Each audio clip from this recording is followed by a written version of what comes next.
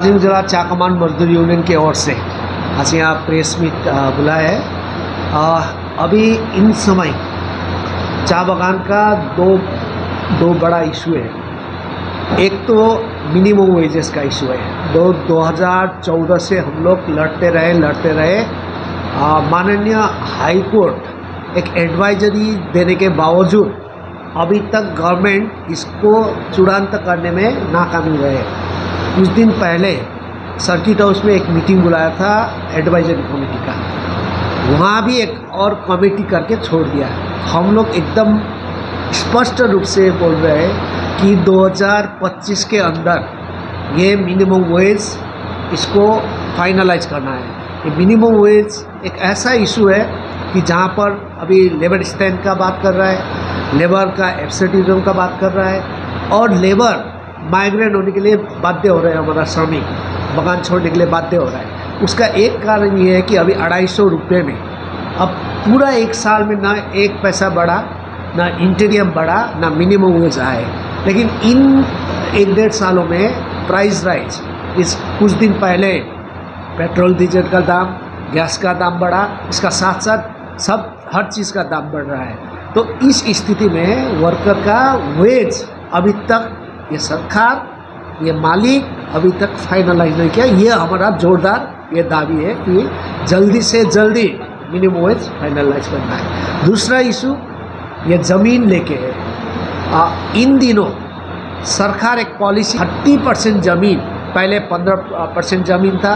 28 नवंबर 2000 में जो बात बोला था, अब जाके फिर 30% का बोला, जो एक नोटिफिकेशन करके बोला कि पूरा ज़मीन का एक व्यवस्था एलाइड बिजनेस, अर्थात ज़मीन को बड़े बड़े पैसा वाला के हाथ में देने के लिए पूरा ये कर रहे हैं। सर रुका था, लेकिन हम लोग का बहुत स्पष्ट कहना ये है, आप 30% दे रहे हो, 15% दे रहे हो, आप बाहर वाले को पूरा ज़मीन, चा बागान का ज़मीन दे रहे हो। साल से जो आदिवासी, गोरखा, राजवंशी, जो जितना भी वर्किंग क्लास नहीं दे रहे हो, वो वंचित कर रहे हो। तो ज़मीन का अधिकार जो है जल्द से जल्द मिलना चाहिए। हम सर्वे के पास नहीं है, लेकिन सर्वे अगर ये 30% या 15% या बड़े लोगों को जमीन जहाँ जैसे as is where is basis में अगर सर्वे करके मजदूरों को ज़मीन का पट्टा दिया, हम लोग दबाव डाल रहे हैं कि उसका नोटिफिकेशन होना चाहिए। अभी फ़िलहाल का जो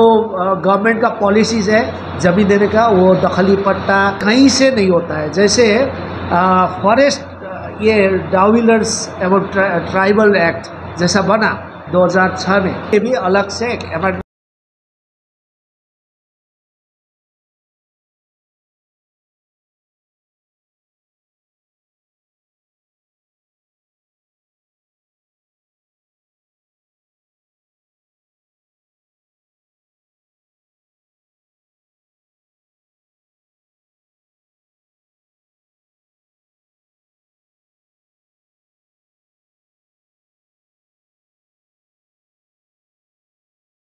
না। 2019 যেটা আমাদের ঘোষণা করেছিল রাজ্য সরকার, গেজেট নোটিফিকেশন করেছিল যে টি ট্যুরিজম অ্যালাইড পলিসির নাম করে 15% জমি নিতে হবে, তাদের জমি ল্যান্ডম্যানকে রেশিও কমে যাবে। সেখানে ভেগ কথা আমরা দেখছি, মেফিয়ার গোষ্ঠীতে হোটেল করে বসে আছে, সেখানে কয় চাকরি হয়নি।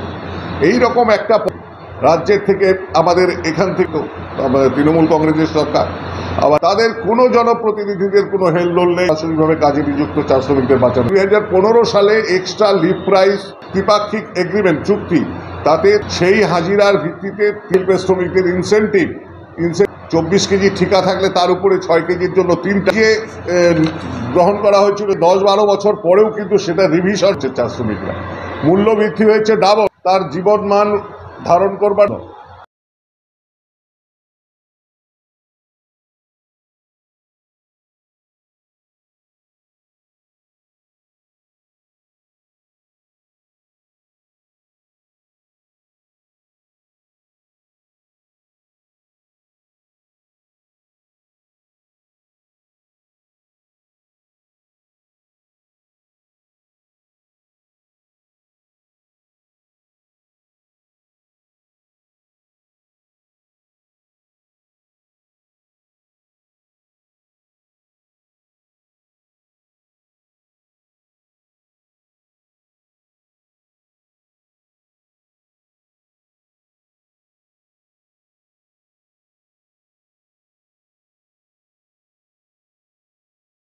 ডেপুটেশন দেবো 25 তারিখ।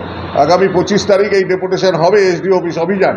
চা শ্রমিকদের দেয়ালে পিঠ থেকে গেছে, আমরা এই দেয়াল ভাঙবার চেষ্টা করবো। মানে আমাদের আরো বৃহত্তর চা শিল্পের শ্রমিকদের নিয়ে অন্য মজদুর ইউনিয়নের থেকে